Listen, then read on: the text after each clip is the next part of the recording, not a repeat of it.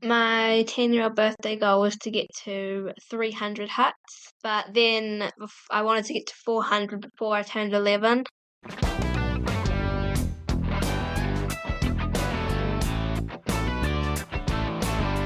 Kia ora, and welcome to The Tramping Life, a podcast about hiking in Aotearoa, New Zealand, or as we call it here, tramping.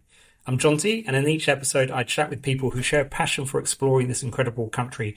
We'll hear about the tracks they love, the huts they return to, the lessons they've learned, and what keeps them heading back into the bush. My guests today are Victoria and Emilie Bruce. They're best known for tramping the length of Aotearoa on the Te Araroa Trail, and they shared their story of courage, connection, and discovery. I'm delighted to welcome them both to the podcast. Kia ora. Thanks for having us. So I'd like to start with your first memories of the outdoors. My memories of the outdoors go back to my own childhood, where I was born in New Zealand but grew up in parts of Australia, in outback Queensland and also Tasmania, where being homeschooled, the bush was my backyard. The sounds of currawong and magpies and the thrilling of cicadas and building little huts and wigwams in the bush with my brother, looking for frogs under logs by damp streams, under ferns, just enjoying the best parts of a childhood lived outdoors. I have been tramping with my mum since I was 4 years old, and now I'm 11, and I've been to over 430 backcountry huts across New Zealand, and I always enjoy being outdoors, especially with my mum, because we have heaps of fun, and it's so nice to be surrounded by nature and the wildlife. Do you remember the first multi-day tramp you did together? I think it was like our third or fourth overnight trip. We said, let's do a multi-day trip. Let's go to this place called Nelson Lakes National Park. And I think we had some sort of friends that were like, oh, you sure you want to go there? What about the St. James Walkway or something? I think I've looked at this Nelson Lakes National Park and I think we could go there.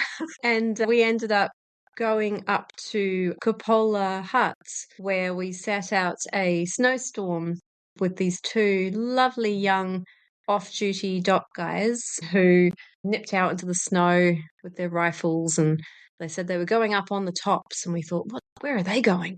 Anyway, they came back and said it was a whiteout and spent the afternoon drawing pictures with Emilie and telling stories of their adventures. I remember that trip. We made a snowman outside the next day when the sun came out. That's a pretty good first trip. And then how much experience had you had before you embarked on Te Araroa?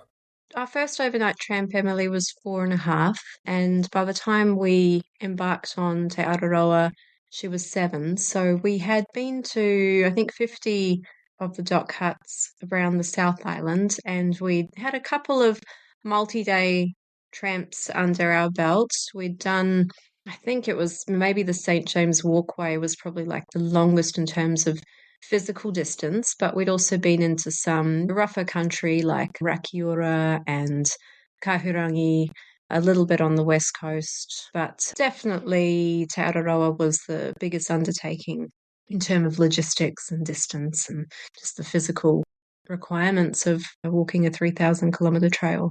It seems like you probably had more experience than many, or certainly the ones who write books about it or talk about the TA. My adventure was done during the COVID border closure years, which was great for us because we had really quiet trails, I think, compared to more recent years.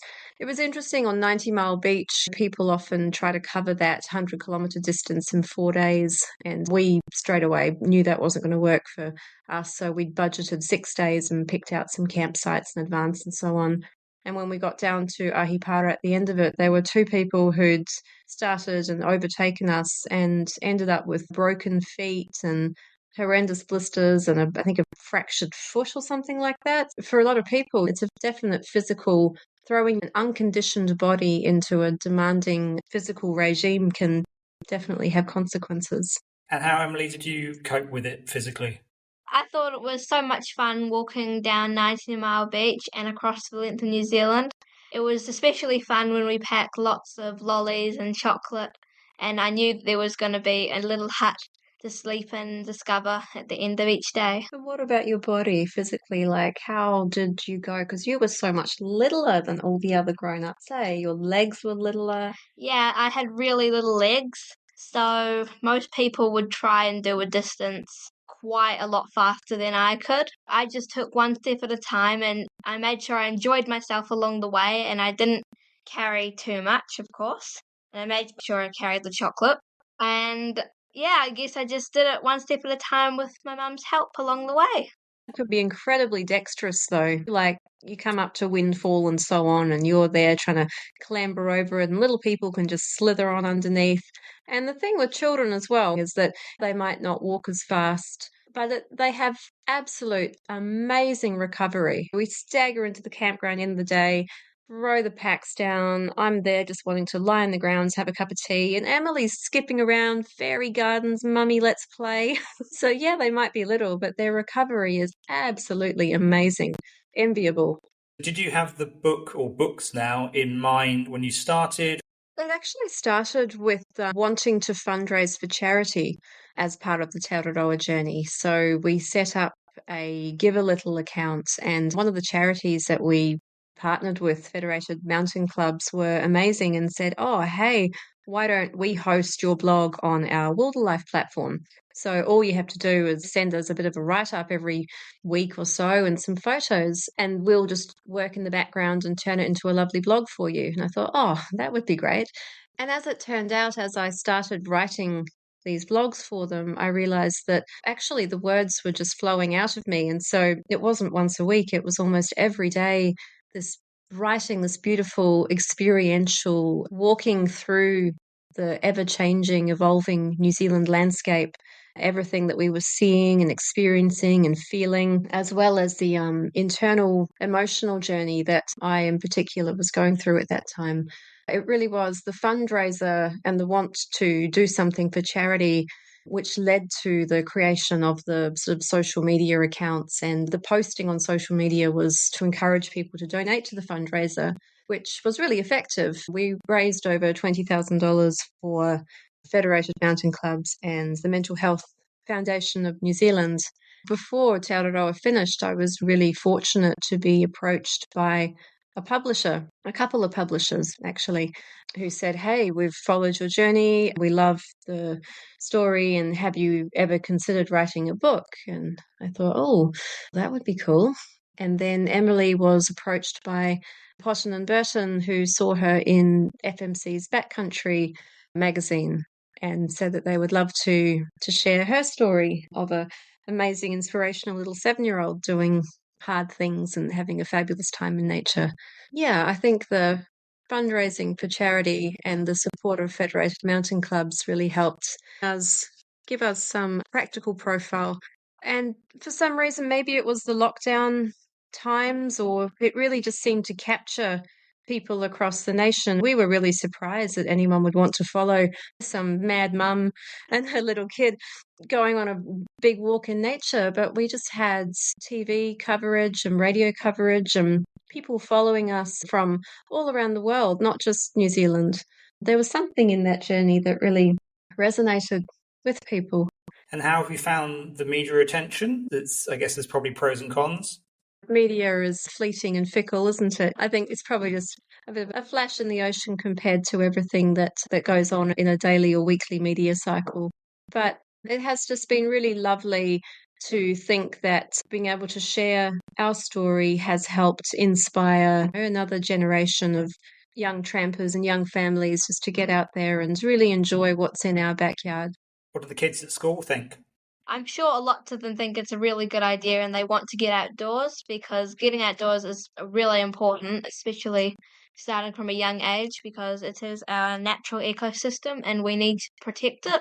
And it's very important to just meet the nature and become friends with it and not to be scared of it because it can be seen pretty scary out of the big wide world. So it's really important to get outside for everyone.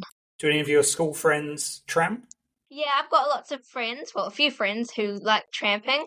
Sometimes we go on trips together, but mostly I just go tramping with my mum. You recently did quite an epic adventure in Tasmania.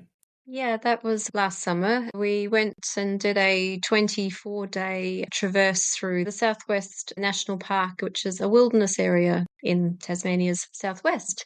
I just wanted to really have an immersion in the Tasmanian bush, and I wanted to link up a few trails to make it into a longer circuit. This one ended up being a 24-day mission, which was, yeah, a lot of fun.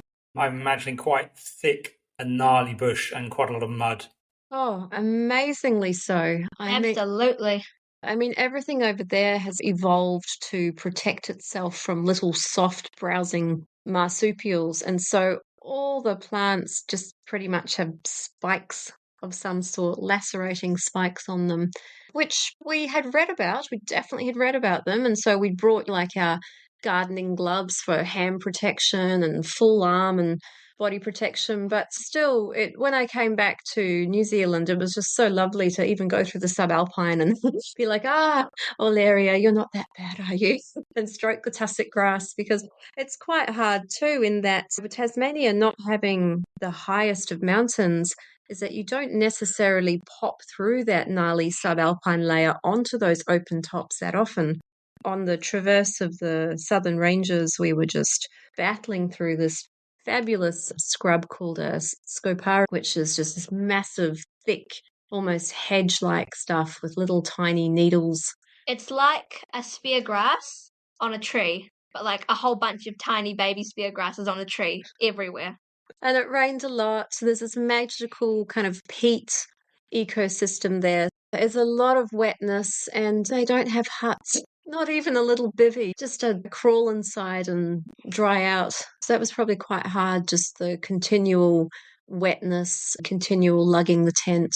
But the wildness of the area, how wild and rugged, and the lack of people, and the wildlife there is just larger than life, really. These massive black cockatoos going from summiting a mountain with just these ragged ridge lines running out all around you and then dropping onto the actual coastline, walking down beaches. It was a pretty fabulous trip, wasn't it? Yeah, it definitely was. Does the TA feel like a distant memory now?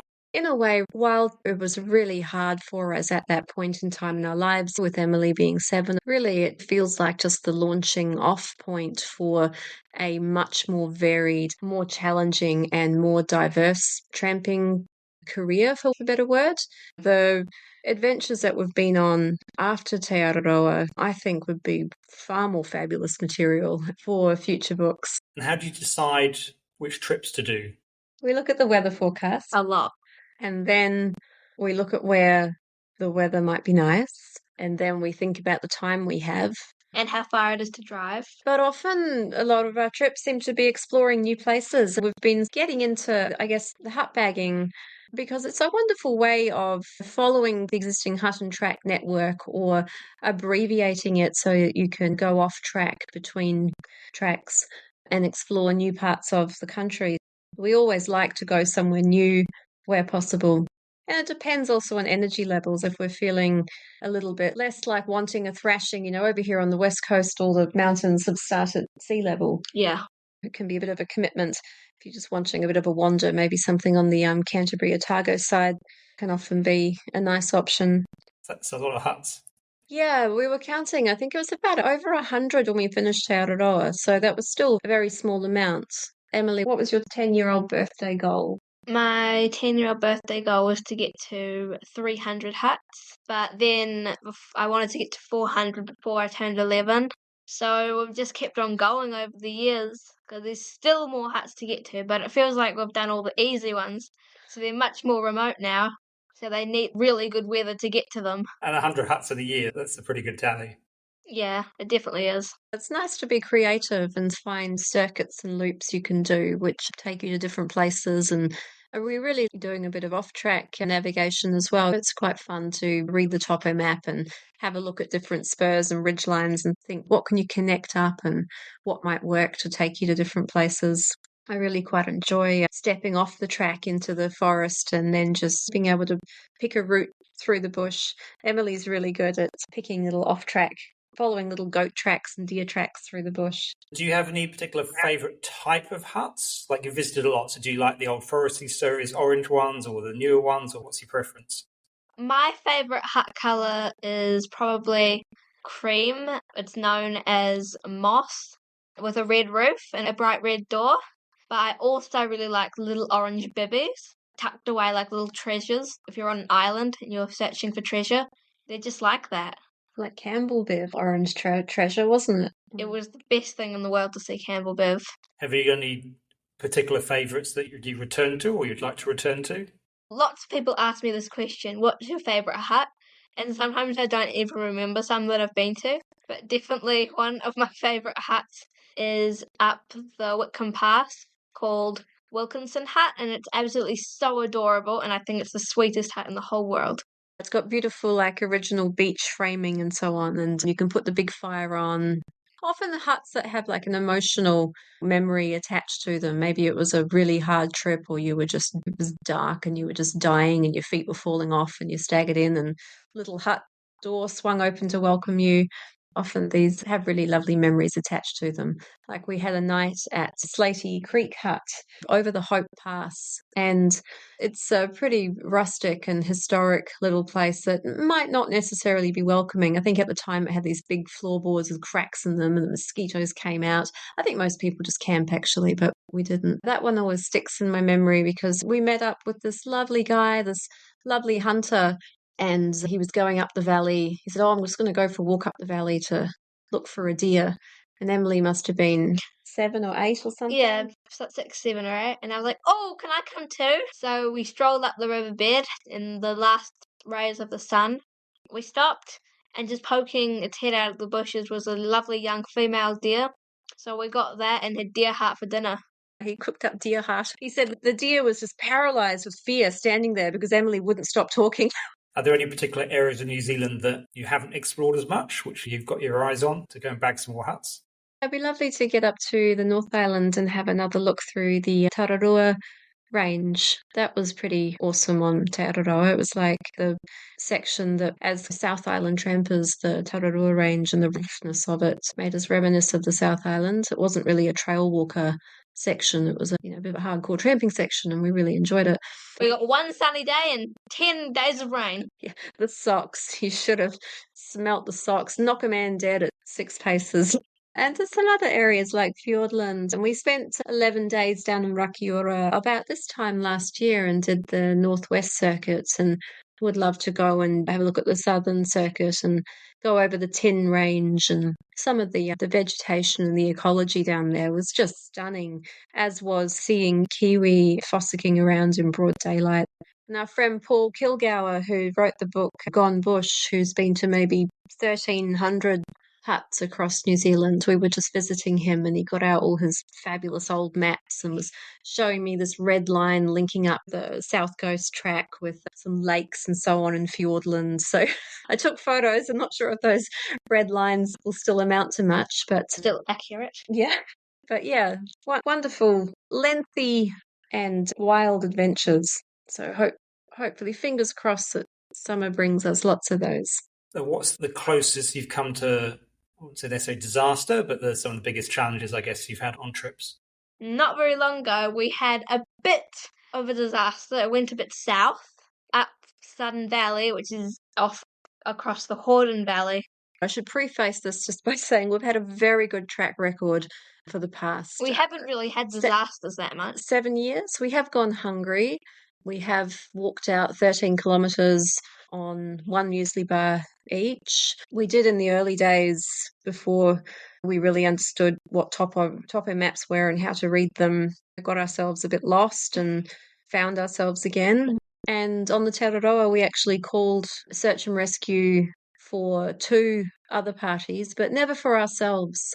But yeah, as Emilie is referring to, just very recently we had the very humbling experience of getting extracted by search and rescue from a really difficult situation, day 4 of a trip where we walked in and tried to get out over the tops, and gale force winds We were getting blown off our feet. forced us back down into the valley where we thought we would give walking out the valley a go. But we couldn't cross this one last crossing. Yeah, It was very dodgy on the way up. Had a few dodgy crossings and then got to the one last very dodgy crossing and opted to bivvy out under a tree and got dripped all night. Rained. Because the thought processes were that give it 12 hours more and the river will run out more and we will be able to cross. But we were wrong. It rained overnight, which my inReach hadn't forecast much to happen. So unfortunately, whatever the rain and the catchment, and we were right in the middle of a gorge, and unfortunately we were on the true right with nothing but cliffs above us. So we spent a good part of the morning climbing up spurs that led to bluffs and doing sketchy stuff trying to get out, which probably in retrospect wasn't the best idea, but we really wanted to walk out under our own steam. And eventually we sat down on some rocks and Dry out our sleeping bags and just evaluated all the options, did another weather check, saw that rain was coming. We had no way of getting back across. We were stuck under the cliffs, and I struggled very much with pushing the SOS button myself because I've never had an experience where I couldn't walk out under my own steam, and it was definitely very humbling to realise that that was the situation. A helicopter came and we got winched out and flown back to safety, and that was the closest we've come to disaster. So thank goodness for New Zealand Search and Rescue. We've made a donation to them and sent them some lovely thank you cards, and really encourage anybody heading out to the outdoors to make sure that they've got a PLB or an inReach and know when to use it. That's the key thing. There's no point. If you've got it, you need to use it rather than being too proud to use it. It was very interesting. I think people can definitely get caught in that trap. So something that perhaps needs to have a little bit more discussion around knowing in yourself that it's okay. That's what they're there for. And when they picked us up, they said, yeah, thank you for calling us. We would much rather pull you up from the side of the river than go looking for you in a few days. Tell me a bit about the new book. The new book is my story, of course, about me and my mum walking the length of Te Araroa, New Zealand. And it's from my perspective. After my mum's book came out, we thought it would be nice to have a children's book about it, so children could read about it and try and experience and see what it's like for themselves. And maybe that would encourage them to get outdoors and maybe even try the TA for themselves with their families. So the new book is called Emilie Walks, Te Araroa, and it's available across New Zealand. It's been published by Potton and Burton. And yeah, it's a beautiful, colourful, bright, joyful book. We've worked together on it. Emilie has produced some beautiful illustrations of her own that are in the book, as well as lots of photographs and almost like a diary as you walk through the different sections and capturing the highlights for Emilie through her 7-year-old voice, including lots and lots of magical encounters with nature. Do either of you write diaries or journals, or how do you capture and, I guess, remember the trips you've done? On the TA, I had a little diary that I would always take with me that we called the Hut Diary. So it would ask you like questions about how the day went. You could write something about it, whether in the South or North Island, and then you would draw a picture about it, or maybe write something about it if you wanted to. And so we sometimes just got those out and kind of flicked through them and looked at some of the best parts and got some photos from on the phone or on the computer, and we wrote those down. And often I would just get out my phone and maybe just write some notes in a draft email to myself. But I do like taking photographs. I'm not a particularly good photographer, but I do like taking photographs of things. But for Emilie, I think she went through about 5 of these little tramping diaries. I always just loved her illustrations. Time traveled today, distance covered, how hard. It could be like a 5-star hard rating, hour day, 20K. And then there'll be this illustration that she's done that somehow is like me and her dressed in little fairy tutus, skipping over the mud with birds flittering over our heads. So the kind of the joy and creativity that came through in those tramping diaries. Do you continue to do that, or was that just on the TA? Yeah, we still go tramping, so I still do diaries because you never want to lose memories of some of the most amazing things you've done. I've probably gone through at least 10 or 11 of these diaries now, and I'm nearly at the end of the one that I'm working on. What's on your tramping bucket list or trip still to do? Some other lovely circuits here on the West Coast, including classic kind of Serpentine, Frisco, up the head of the Mungo, maybe over Matthias Pass. Matthias Pass was one that we had to abort earlier this year. We did the Whitcomb Pass over into the Rakaia, and the plan was to come back over the Matthias Pass, but unfortunately the weather caught us. And yeah, I guess we're just hoping to maybe get down south. We've got an invitation down to Queenstown and Wanaka to do some talks later this year, and we hope to go with the Tramping Club down there to explore some of their beautiful big backyard. And then maybe over summer we'll get ourselves up to the North Island and get back into those Te Araroa ranges. Thank you so much for listening to The Tramping Life. If you've enjoyed today's episode, please follow the podcast in whatever app you use, tell a friend about it, and consider leaving a rating or a review. It really helps more people discover the show. If you have any questions or feedback, I'd love to hear from you. Drop me an email at thetrampinglife, one word, @gmail.com.